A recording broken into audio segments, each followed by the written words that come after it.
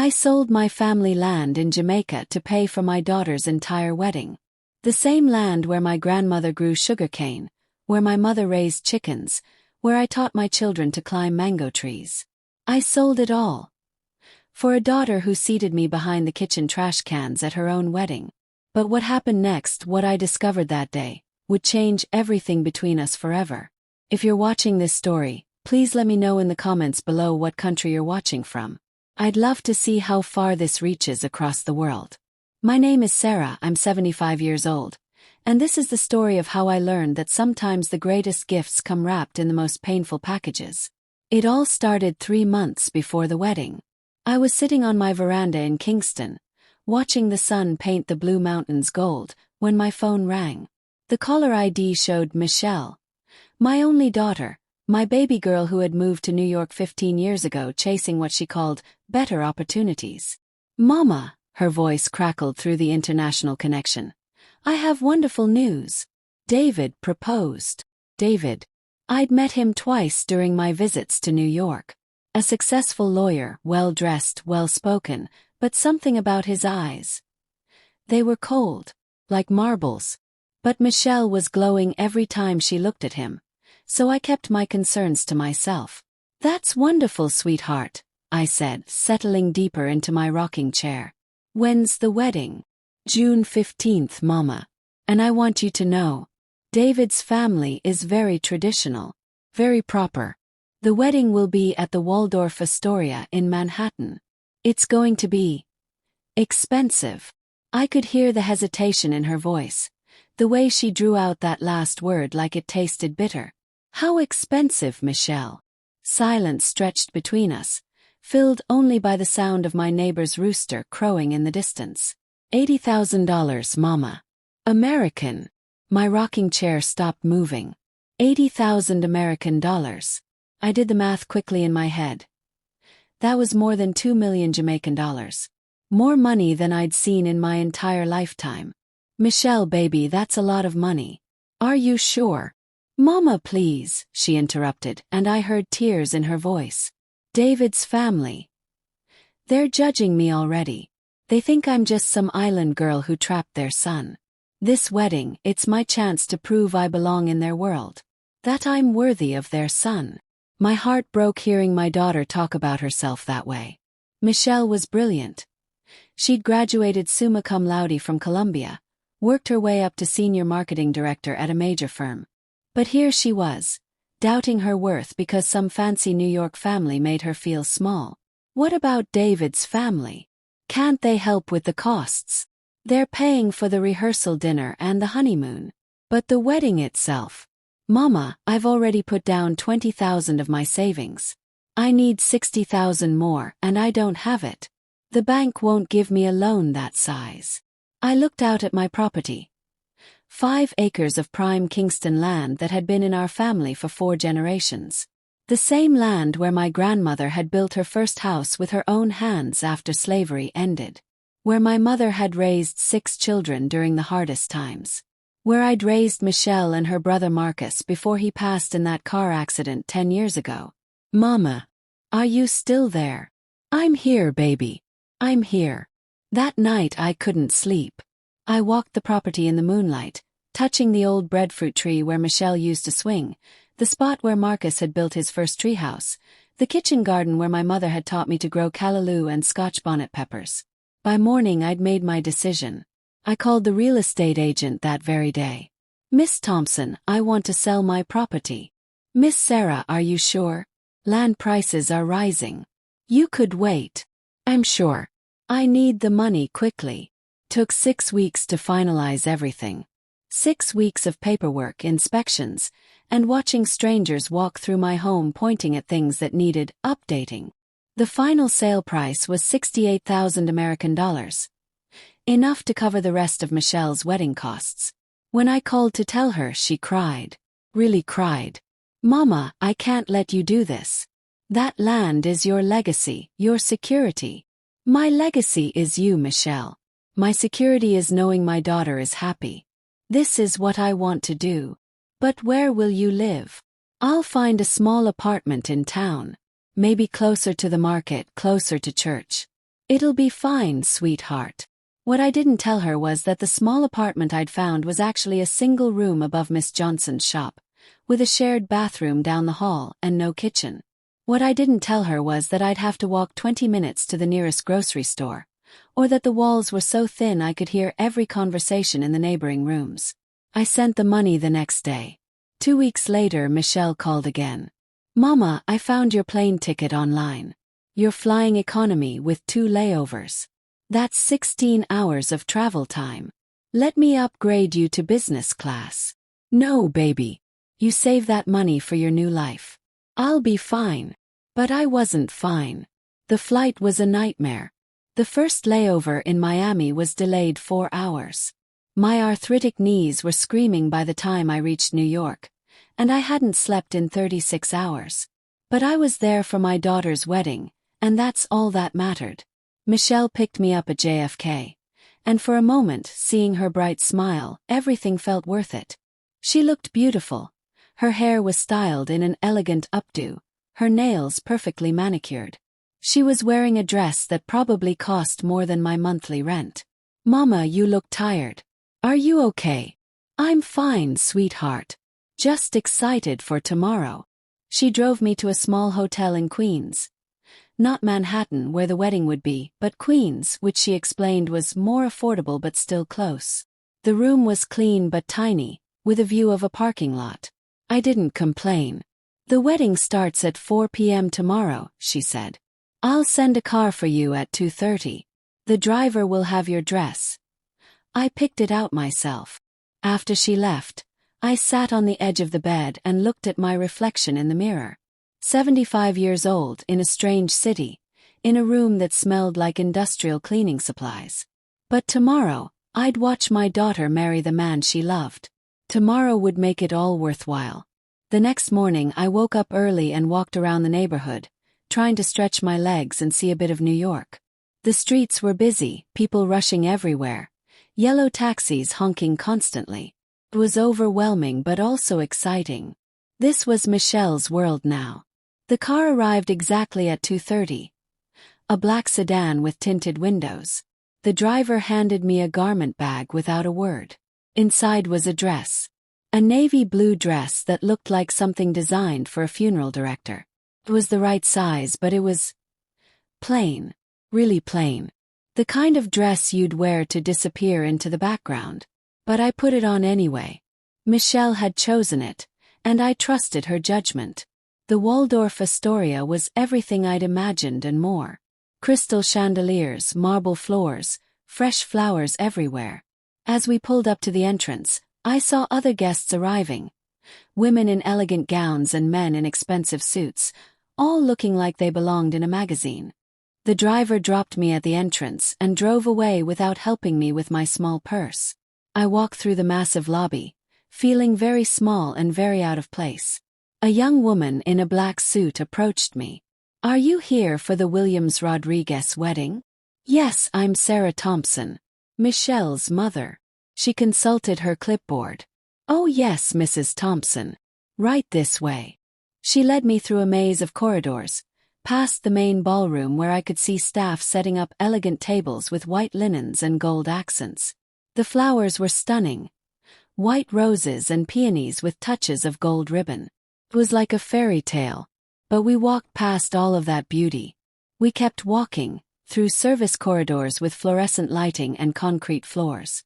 The sounds of the preparation grew more distant. Finally, we reached a small area near what was clearly the kitchen service entrance. "Here's your seat, Mrs. Thompson." I looked around, confused. There was a single folding chair.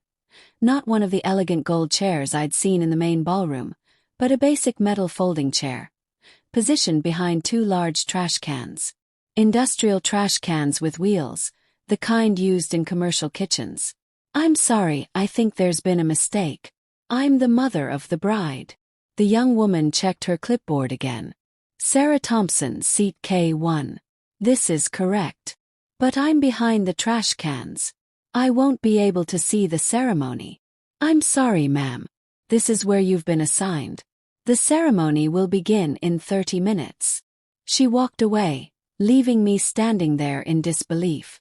I sat down in the metal chair and tried to process what was happening. From where I sat, I could see nothing but the backs of 2 garbage cans and a service door that kitchen staff kept opening and closing. The beautiful music I could hear was muffled, and the only view I had was of people in white uniforms rushing in and out with trays. Other guests were arriving now. Through the service door, I could catch glimpses of the main ballroom filling up. Everyone looked elegant, happy, excited. And here I was, hidden away like a shameful secret. A kitchen worker bumped into my chair while wheeling out another trash can. "Excuse me, ma'am, but you can't sit here. This is a service area. I'm supposed to be here. I'm the mother of the bride." He looked at me with pity and confusion, then shrugged and went back to his work. 30 minutes passed. I could hear the ceremony beginning. The music, the officiant's voice, the responses from the crowd. But I couldn't see anything. I was listening to my daughter's wedding like a radio show, hidden behind garbage cans while strangers threw away leftover food 2 feet from my face. When I heard the traditional, "You may kiss the bride," and the eruption of applause, I started to cry. Not happy tears, but tears of humiliation and heartbreak. I had sold my family's land, my home, my security, my legacy to pay for this wedding. And I was experiencing it from behind the trash cans. The reception began and things got worse. The kitchen staff were constantly moving around me, bumping into my chair, stepping over my feet. The smell of garbage mixed with the sounds of celebration I couldn't see. Occasionally, a server would emerge from the main ballroom and stare at me with confusion, clearly wondering why an elderly woman in a funeral dress was sitting in the service area. I could hear the speeches starting. David's father spoke about tradition and family values. His mother talked about gaining a wonderful new daughter. Michelle's maid of honor shared funny stories about their college days. But there was no speech from the mother of the bride. No acknowledgement of my presence. No introduction of the woman who had sacrificed everything to make this day possible. Around 8 o'clock, a server came over with a paper plate of food. "Someone said to bring this to you." It was clearly leftovers. Cold chicken, congealed vegetables, a dinner roll that had been sitting out too long. While just beyond those trash cans, I knew guests were enjoying a 4-course meal prepared by renowned chefs. Ate it anyway. I was hungry and I was tired, and I was more confused than I'd ever been in my life. As the evening wore on, I began to understand what had happened. This wasn't a mistake. This wasn't an oversight. I had been deliberately placed here, hidden from view, like an embarrassment to be tucked away.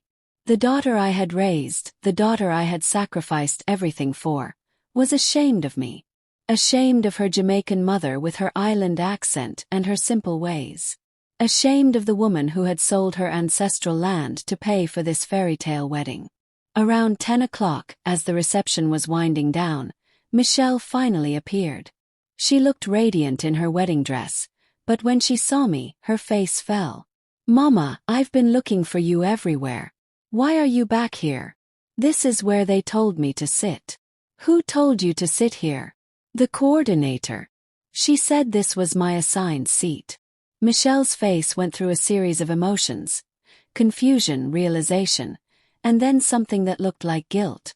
"Mama, There must have been some confusion with the seating chart. Michelle, was I supposed to sit here?" She couldn't look me in the eye. "Mama, David's family. They have very specific ideas about how things should be done.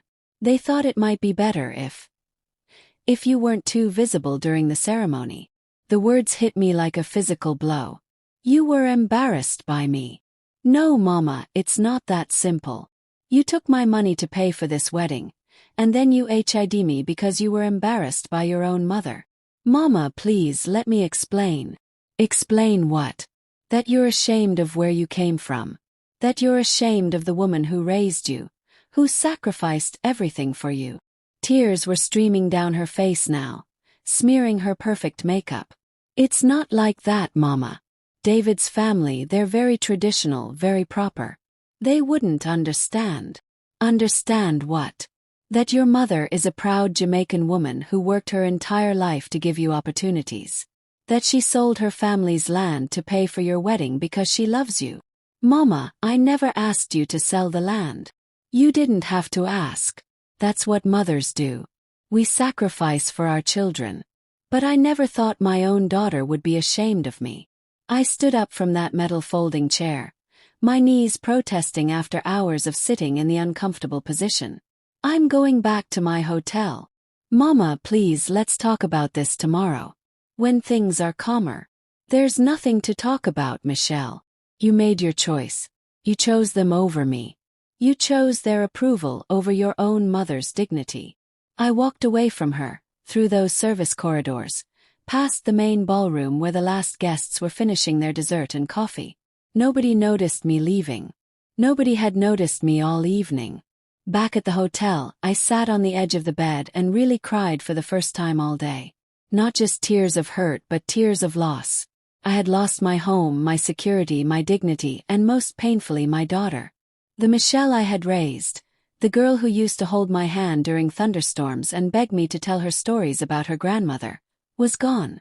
In her place was a woman who valued the opinions of strangers more than the love of her own mother. The next morning I changed my flight to leave immediately. I couldn't bear to spend another day in New York, couldn't bear the thought of seeing Michelle again and having to pretend everything was fine. As I was packing my small suitcase, there was a knock at the door. I opened it to find Michelle standing there, still in her pajamas, her hair messy, her eyes red from crying. Mama, please don't leave like this. I'm going home, Michelle. Or what's left of it. We need to talk. Really talk. What's there to say? You made your position clear yesterday. She pushed past me into the room and sat on the bed. David's family. They're not good people, Mama. I know that now. You knew it yesterday too. I was so desperate to fit in, to be accepted. I've been living in New York for 15 years, and I've never felt like I belonged anywhere. David's family represented everything I thought I wanted. Status, acceptance, security. And what about your real family? What about me? I thought you would understand. I thought you would want me to have every advantage, even if it meant. She couldn't finish the sentence. Even if it meant erasing where you came from. Yes, she whispered. I sat down next to her on the bed. Michelle, let me tell you something. I'm proud of being Jamaican. I'm proud of our family, our history, our struggle. Your great-grandmother was born into slavery and died as a landowner. Your grandmother raised 6 children during the Depression and never let any of us go hungry. I worked 3 jobs to send you to university. That's not something to be ashamed of. That's something to be proud of. I know, Mama. I know that now.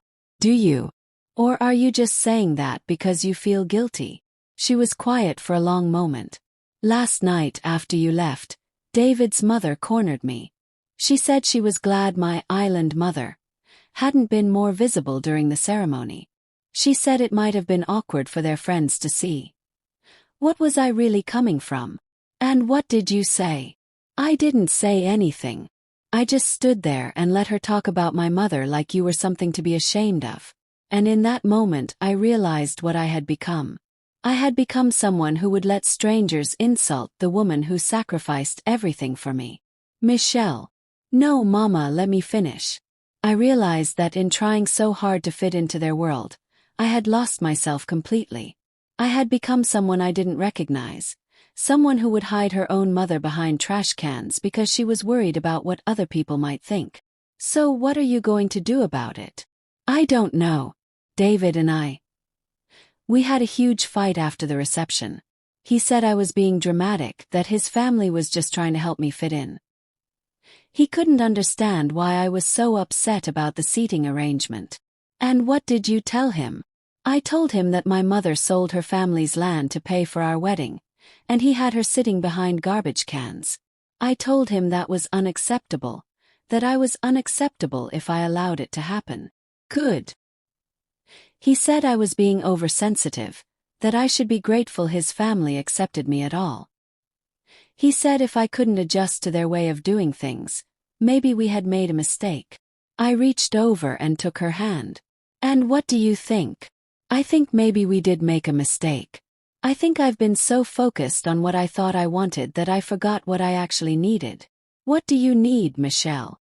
I need to be able to look at myself in the mirror and be proud of who I am. I need to be able to honor my mother without apology. I need to be with someone who loves all of me, including where I come from. That's a good start. Mama, I want to come home. Home to visit. Home to stay. At least for a while. I need to figure out who I am when I'm not trying to be someone else. What about your job? Your life here? I can work remotely for a few months. And honestly, I'm not sure this is the life I want anymore. I've been so busy trying to prove I belonged in New York that I never stopped to ask if New York was where I actually wanted to belong. You can't just run away from your problems, Michelle. I'm not running away. I'm running toward something. Toward home, toward family, toward remembering who I am.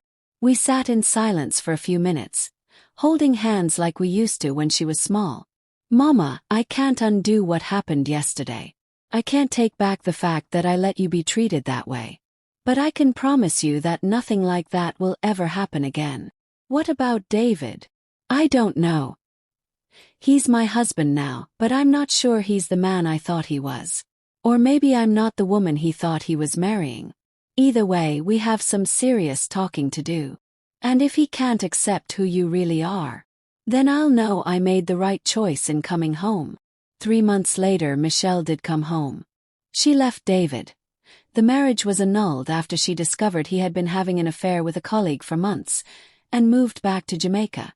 She used her American work experience to start her own consulting business, helping Caribbean companies expand into international markets. She rented a small house just 10 minutes from my tiny apartment, and we began the slow process of rebuilding our relationship. It wasn't easy. There were months of difficult conversations, moments of anger and hurt, times when I wondered if we could ever truly trust each other again. But gradually we found our way back to each other. Michelle started coming to church with me, something she hadn't done since she was a teenager.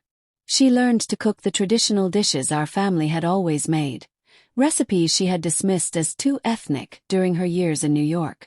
She began to take pride in her heritage again, to see it as a source of strength rather than shame. 6 months after her return, she met someone new. Marcus was a history professor at the University of the West Indies, a man who spoke 3 languages and had traveled the world but chose to make his home in Jamaica. He was fascinated by Michelle's international experience, but what he loved most about her was her deep roots, her connection to family and tradition. When they decided to get married 2 years later, Michelle planned a very different kind of wedding.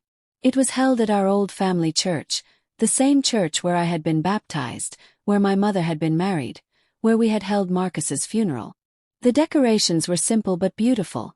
Local flowers, traditional colors, food prepared by the church ladies who had known Michelle since she was a baby. Michelle wore my mother's wedding dress, altered to fit her perfectly. I sat in the front row, wearing a dress Michelle had helped me choose. A beautiful blue outfit that made me feel elegant and proud.